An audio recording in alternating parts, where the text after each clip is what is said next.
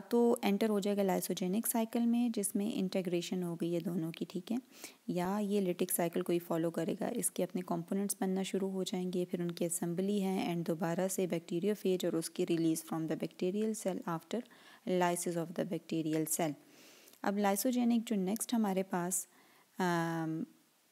Process है उसको भी हम लोग डिस्कस करेंगे, लेकिन यहाँ पर soon after the disintegration of host DNA the phage specified messenger RNA proteins are begin to produce, components बनाना शुरू कर देंगे बैक्टीरियोफेज के, फिर उनकी असेंबली एंड दोबारा से रिलीज हो जाएगी after lysis of the bacterial cell. In lysis and release phage the bacteria begin to lyse, they begin to break down due to the accumulation of the phage lysis protein. Lysozyme and intracellular phage particles, they are released in the medium.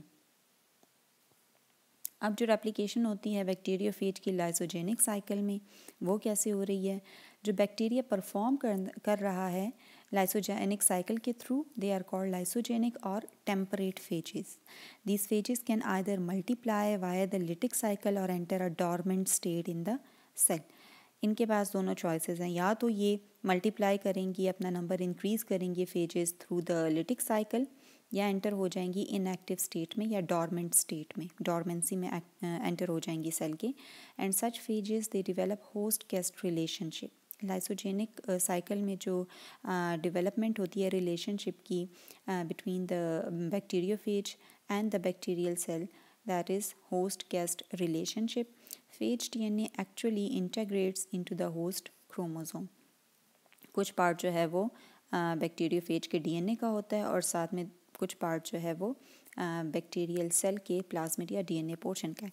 यहाँ पर diagram की मदद से आप easily इसको देख सकते हैं कि ये बैक्टीरियोफेज है और जब लैंडिंग हो गई है इसकी एड्सॉर्प्शन होगी on the bacterial cell surface. ये आपके पास बैक्टीरिया का जो क्रोमोसोमल मटीरियल है अटैच हो जाता है फेज इसके साथ to the cell surface of the bacterium.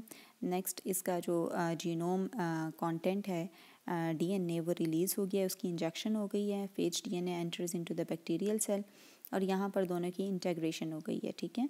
और इस फेज़ को हम लोग कहते हैं दिस इज़ प्रोफेज स्टेज, ठीक है. Phage DNA integrates into the bacterial DNA. हमारे पास एक रिकॉम्बिनेंट डीएनए बन गया है और द सेल्स में एग्जिबिट द न्यू प्रॉपर्टीज़, क्योंकि हमारे पास अब रिकॉम्बिनेंट डीएनए आ गया ना, इसके अंदर जो है बैक्टीरियोफेज का डीएनए मटेरियल भी शामिल है. So the integrated prophase replicates when bacterial DNA replicates. जैसे जैसे उसकी बाइनरी फिजन के थ्रू डिवीजन होगी तो हर डॉटर सेल में फिर ये प्रोफेज एंटर होगा.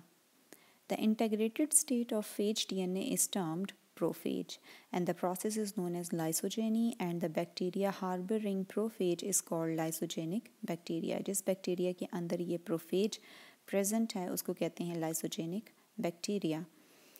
इस डायग्राम में दोनों साइकिल्स को दिखाया हुआ है. This is the lytic cycle while this one is the lysogenic cycle. Lytic cycle में दोबारा से फेज डीएनए डबल स्ट्रैंडेड है. यहाँ पर इस केस में the phage attaches to the host cell and injects its DNA. ये बैक्टीरियल क्रोमोसोम है, उसका अपना प्लाज्मिड है. Phage DNA it circularises and enters the lytic cycle or lysogenic cycle.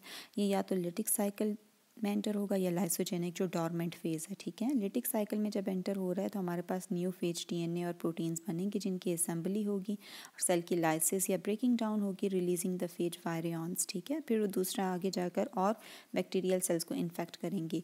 While during the lysogenic cycle what happens, the phase DNA it integrates within the bacterial chromosome by recombination becoming a prophage, और इसको हम लोग prophase कहेंगे. Recombinant DNA है अब ये.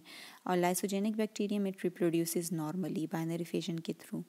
और prophase जो है इट में excise from the bacterial chromosome. आगे से फिर ये अपने आप को स्प्लिट कर देगा, सेपरेट कर देगा बैक्टीरियल क्रोमोसोम से.